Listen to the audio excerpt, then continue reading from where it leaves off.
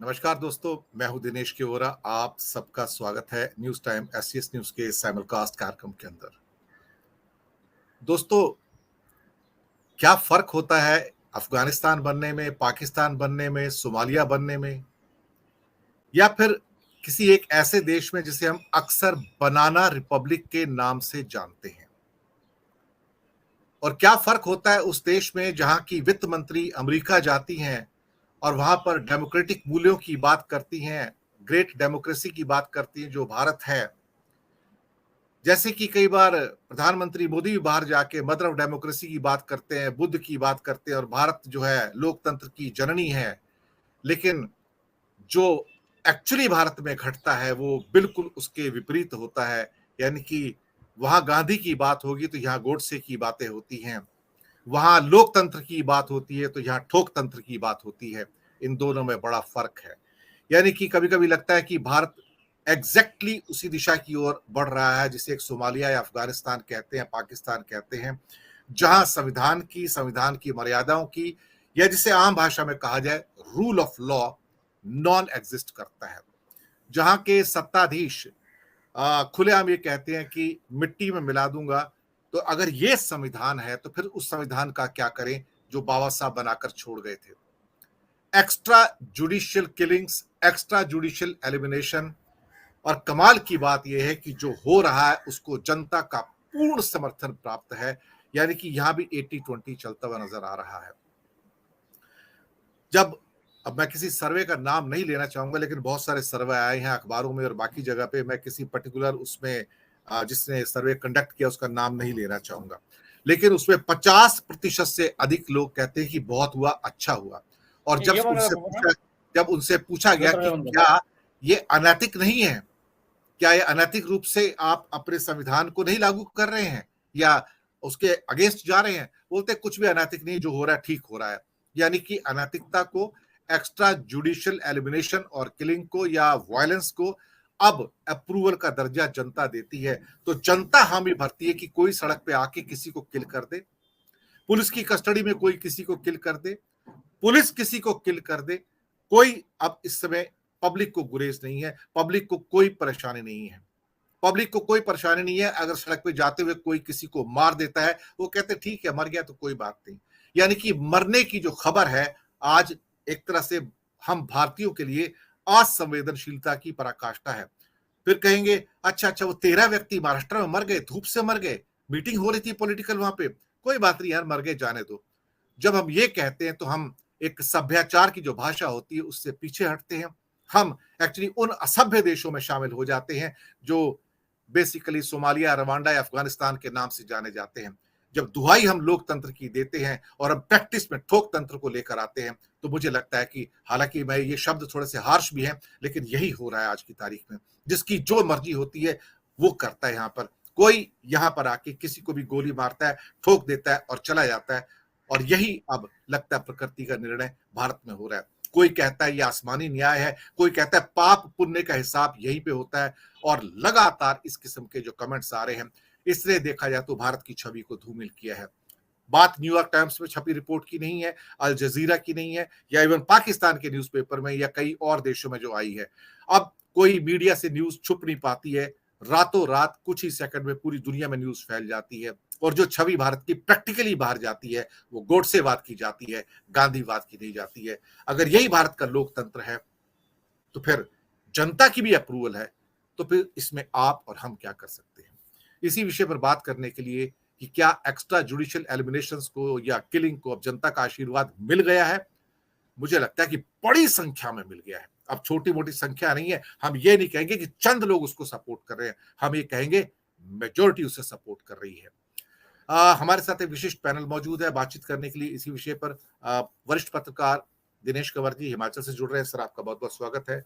हमारे साथ वरिष्ठ पत्रकार सुनील शुक्ला जी जुड़ रहे हैं, बहुत बहुत स्वागत है। और हमारे साथ वर्सटाइल द प्रिंसिपल कैरेक्टर और वरिष्ठ पत्रकार अजय शुक्ला जी भी जुड़ रहे हैं, आपका भी सर बहुत बहुत स्वागत है। दिनेश कंवर जी, सबसे पहले आपके पास आता हूं। क्या जरूरत है संविधान की मर्यादाओं की, रूल ऑफ लॉ की? अगर सोमालिया ही बनना है, रवांडा बनना है, अफगानिस्तान बनना है, then to hell with constitution, फेंक दीजिए। खिड़की से बाहर उठा के फेंक दीजिए, कोई जरूरत नहीं उसकी। दुहाई भी मत दीजिए और ये मत कहिए कि देश में लोकतंत्र है या रूल ऑफ लॉ है। दिनेश जी। सबको नमस्कार sir. Recent incident Atiq Ashraf का जो किलिंग है, जिसने ये नया विवाद बोल सकता हूँ, एक नई डिबेट जो शुरू की है, ये अलग अलग तरह से, अब आपने एक रेफरेंस दे दिया कि वहाँ एक सर्वे हो गया देश में, जिसमें लोगों ने इसको एंडोर्स कर दिया कि नहीं, इन लोगों ने ऐसा किया था, इनके साथ ऐसा हुआ, कोई बड़ी बात नहीं है और ऐसा होना ही चाहिए। वहां तक तो कहीं बात दिखती थी, चाहे वो प्लांटेड रहा या कुछ इस तरह के आरोप लगते रहे कि ये हुआ, जो पुलिस एनकाउंटर में लोग मारे जा रहे थे। लेकिन ये उसके बरक्स एक इस तरह का हादसा है जिसमें पुलिस प्रोटेक्शन में कोई दूसरा आदमी आकर मार रहा है।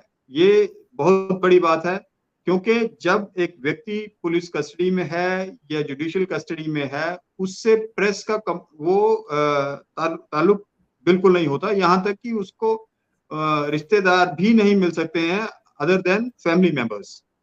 लेकिन ये स्थिति जो है कि उसको, उस व्यक्ति को, उनको वहां प्रेस कॉन्फ्रेंस सॉर्ट ऑफ एक माहौल बना और उसमें वो आकर बीच में एक व्यक्ति दनादन गोलियां बरसाता है, दोनों को ढेर करके निकल जाता है। अब उसके बाद इसके ऊपर एक जुडिशियल इंक्वायरी बिठा दी जाती है। जुडिशियल इंक्वायरी बैठने के बाद अब देखिए, बड़ा इसमें ये एक इसमें मुझे हंसी आ रही थी कि ये जुडिशियल इंक्वायरी क्या करेगी।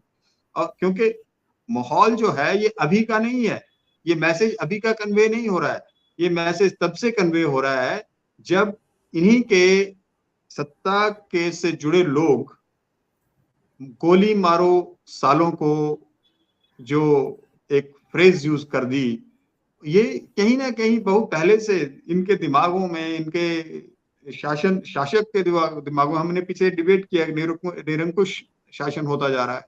लेकिन निरंकुश होने के साथ साथ अब ये इस तरफ को भी ये कदम बढ़ रहे हैं, तो ये उस डिबेट को, हमारे उस चर्चा को भी आगे एंडोर्स करता है कि हमने जो उस वक्त कहा था उसमें गलत नहीं कहा था।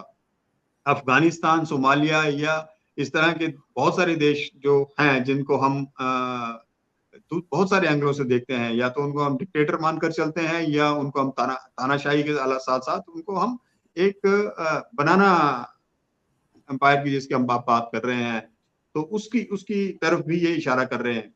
लेकिन कुल मिलाकर देखा जाए तो ये किलिंग्स जो हैं, ये किसी भी तरह से अप्रूव नहीं की जा सकती। अगर हम बाबा साहेब अम्बेडकर जी के संविधान की तरफ ध्यान दें और उसको रिस्पेक्ट करना चाहें, तो वो ये उन सब चीजों के अलग है, ये उसके बिल्कुल खिलाफ है कि आप कस्टडी में कोई व्यक्ति है, आप उसका पक्ष सुने बगैर उसका कंक्लूजन कर देते हो गोली से। तो ये और जो मारने वाले हैं, अब बात ये आ रही थी पीछे के यूपी की हम बात कर रहे थे या पहले जो बिहार की हम बात करते थे कि वहाँ माहौल बहुत खराब है, माहौल बहुत खराब है। योगी जी ने आके माहौल को बहुत अच्छा कर दिया और वहाँ शांति अब होने लगी। लेकिन क्या ये शांति का दूसरा पहलू है कि जो किलर्स हैं वो अभी भी अब वो जात मजहब वाली, वो हिंदू मुस्लिम करने वाली बात खत्म हो जाती है, क्योंकि अतीक ने किया होगा, वो एक मुसलमान था और उसने बहुत सारे लोगों को मारा या हरास किया, जो भी किया उसने बेहद हैवानियत करी, तो उसका काम उसको इसीलिए वहां जेल में रखा हुआ था, उसको इसीलिए वहां से बार बार वहां पर ला करके उसका कोर्ट ट्रायल्स चल रहे थे। लेकिन इसका मतलब यह है कि अभी ध्यान सारा का सारा जो मुस्लिम गूंज कहे जा सकते हैं उनकी तरफ ध्यान दिया जा रहा था। लेकिन ये जो 3 लड़के जिन्होंने कल परसों फायरिंग करी और इन लोगों को मार दिया, ये तो शायद मुस्लिम नहीं थे। तो अब ये क्या मानकर चला जाए कि एक पक्ष को, एक वर्ग को आप नियंत्रण कर रहे हैं और दूसरे वर्ग को आप इजाजत दे रहे हैं, क्या इस तरह से मानकर चला जाए तो देश एक सही दिशा और दशा की तरफ नहीं जा रहा है और इसके रिपरकशंस आई डोंट नो क्या आने वाले हैं। लेकिन मुझे अब खतरा यह है कि देश एक सिविल वॉर की तरफ या गृह युद्ध की तरफ ना बढ़ जाए और उसकी शुरुआत यहाँ यूपी से ही ना हो। जी। वो रही।